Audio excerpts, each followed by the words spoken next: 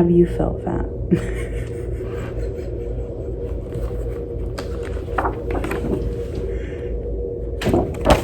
Have I felt fat? Honey, yes. Hi guys, welcome back to my channel.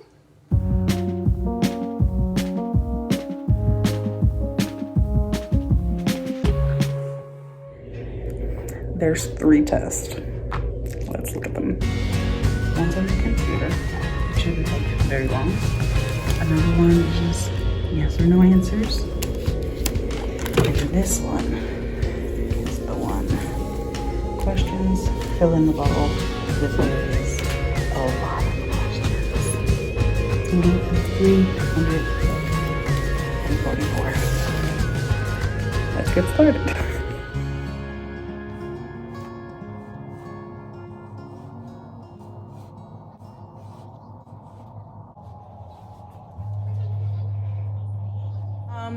Yeah, so lean cuisine, like those Jenny Craig type of things.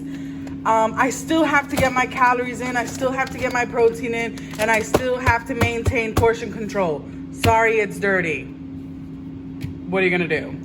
So this is the only form of actual meat that's in my refrigerator are these, and I just got them today because I literally cannot. Everything else you could tell, like, it's still vegan. Everything is vegan. Everything is vegan or vegetables.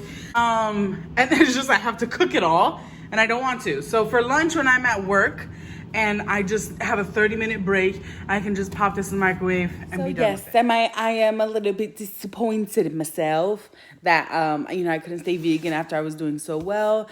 But I just think, with getting my period and my hormones acting crazy and everything, and then just, regular life stuff and anxieties, sometimes we struggle, and I'm struggling a little bit right now, and it's affecting like my diet and stuff. So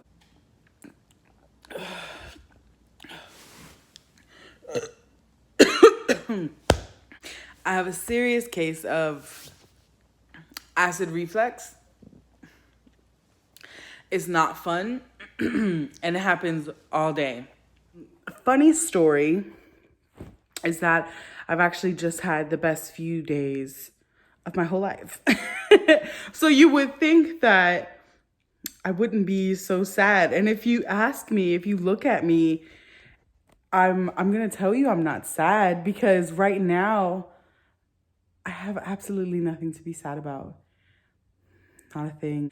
I'm pretty fulfilled in a lot of ways, and yet I have absolutely no fucking energy to do simple tasks around my home. I do try to change things that I don't like in my life, but sometimes it's easier said than done. It's me again, with a guest. Sorry, I disturbed you. So the main reason I shared that last clip, the reason I recorded it at all, we may fall off and we may not always be at our best.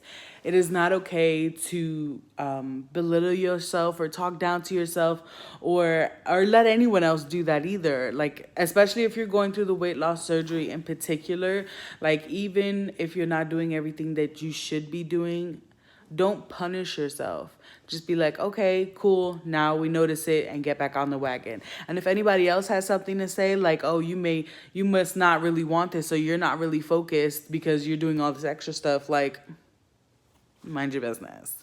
It's normal to have feelings. It's normal to go through ups and downs. So don't be so hard on yourself. I'm going through it too. I'm still not all 100%, but I'm getting there.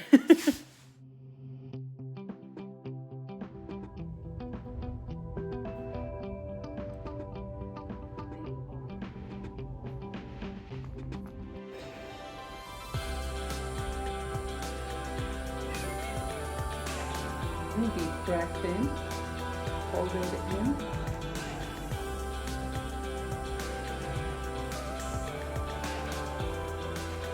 And go ahead and take a deep breath in, hold it in, hold it. So quick update about the appointment I just had. Okay, so the ultrasound, it was 2 ultrasounds.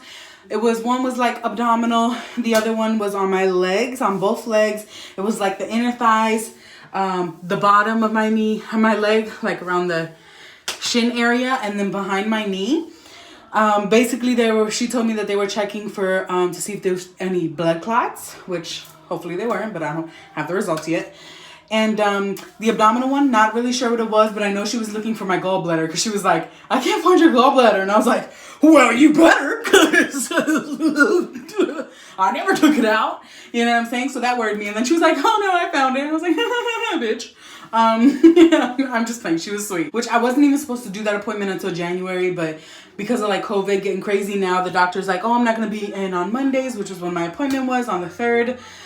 So we'll just do the doctor appointment virtually, and then we'll do the ultrasound. They called me yesterday, so they were like tomorrow, so that was today. Great. So now I did that, and now I'm actually about to take a shower and get ready to go sleep at this sleep apnea place. Yeah. I got a backpack with my pillow because I know I'm not gonna go to sleep. I don't know what they're gonna do, but I don't know how I'm gonna fall asleep in these people's facilities. I hate going to sleep in other people's house. I just can't stand it. So let's see how this goes. I don't know. I'm gonna try to shoot as much of that as I can, especially because I didn't record the at-home sleep study. So yeah. All right, I'll see y'all later. Oh, I can't twerk because I'm bottom half naked.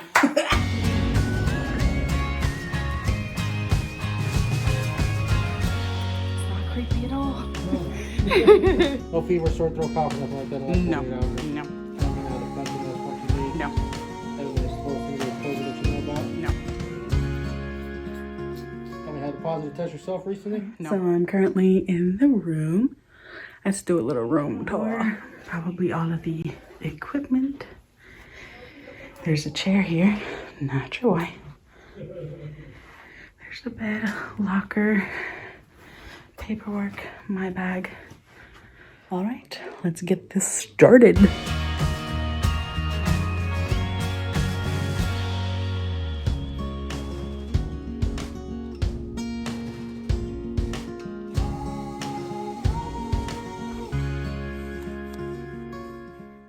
So, this is it. I have wires everywhere, behind my neck, behind my back. I have some on my chest, and then as you can see on my ankle, these bands even have sensories. The line in the middle, you probably can't see it, but it tracks your when it goes up and down. Okay, so there's 2 of them. It's a lot. Oh my gosh, look.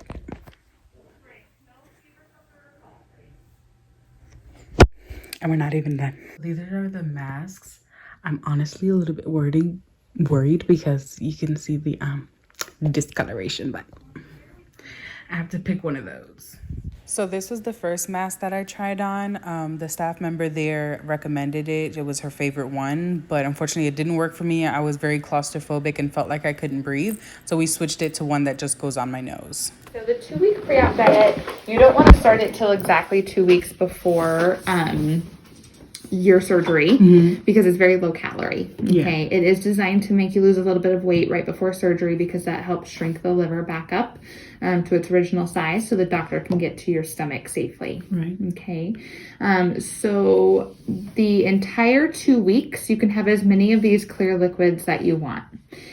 So any kind of water infused with lemon, lime, orange, any like Mio or Crystal Light drops that you want to put in your water, any clear broth, like chicken broth, beef broth, vegetable broth, as long as it's low sodium, any sugar-free beverage. So if it's, vitamin water zero, diet Snapple, anything that's not carbonated and doesn't have sugar. So like milk, because I do the unsweetened like almond milk. Is almond that okay? milk. Mm-hmm. I don't think that's okay. Okay. Yeah. These are more like any sort of like diet drinks. Okay. It's not, that doesn't have anything else in it. Okay. So any decaf coffee or tea, sugar-free Jell-O or sugar-free popsicles, and ice chips. Okay. So if you feel yourself getting hungry during the 2 weeks, you can just go to one of these fluids. Okay. The first week of the diet, you'll be replacing 2 meals, maybe a snack, with protein shakes. So you can have 2 to 3 protein shakes a day. Mm-hmm. With that protein powder, if it's 40 grams a scoop. 46. I would just do half of a scoop, right? Yeah. Okay. Yeah. just because I don't want you to go, I don't want your kidneys to be in any. So yeah, so what I'm gonna write that on here, half a scoop powder. And then you can mix it with the almond milk. Is that okay? Okay. Mm-hmm. You can mix it with water, you can mix it with low-fat milk, whatever you want. Okay. If you are done with that protein by this time and you get a new protein, it should be around 20 to 30 grams per serving, and then you can just have a regular scoop serving. Okay. The one meal that you're going to have a day is going to consist of 4 ounces of any of this lean protein. So chicken breast without the skin, turkey, fish, seafood. You can have 1 whole egg mixed with 2 egg whites. There's no beef. There's no pork. Yeah, no, we're eating the red meat. No. Oh yeah, you're not eating. Perfect. The rest of your plate is going to be filled with these non-starchy vegetables. Okay. So if it's not on this list, don't eat it. Okay. You can have a little bit of low-fat dressing or like an oil and vinegar dressing. You just have to limit it to about 2 tablespoons. The second week, the week right before surgery, you're going to eliminate that meal and you're just going to be having 3 to 4 protein shakes a day. Any questions? Okay. I do tell people this is before surgery, so you still have an appetite, so just do the best you can. Like I said, if you're hungry, go to those clear liquids, drink lots of fluid. If you're still really hungry, you know, I didn't tell you this, but no one's going to totally know if you had some protein and vegetables. Okay.